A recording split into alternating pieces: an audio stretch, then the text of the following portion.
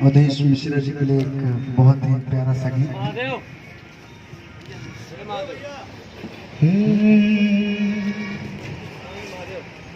कि जहिया से गोइल बाड़ी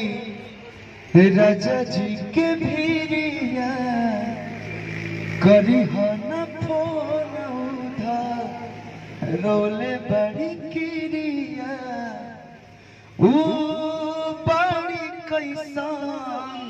काहे ना बतावेला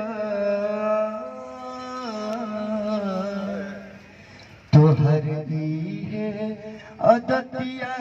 चंद गंदा लगेला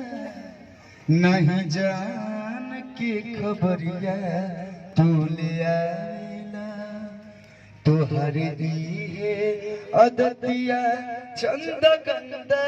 लगेला नहीं जान के खबरिया तू ले आइला रोवतारी ओही जाए ही जाए हिचकिया में जोर से काहे नहीं खसुनात चंद गोर से रोवतारी ओही जाए ही जाए हिचकिया में जोर से काहे नहीं खबूझा चंद गोर से वो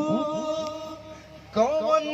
बदला हमसे बोला सदावेला तोहर है अदतिया चंद गंदा लगला नहीं जान के खबरिया तू ले आवेला।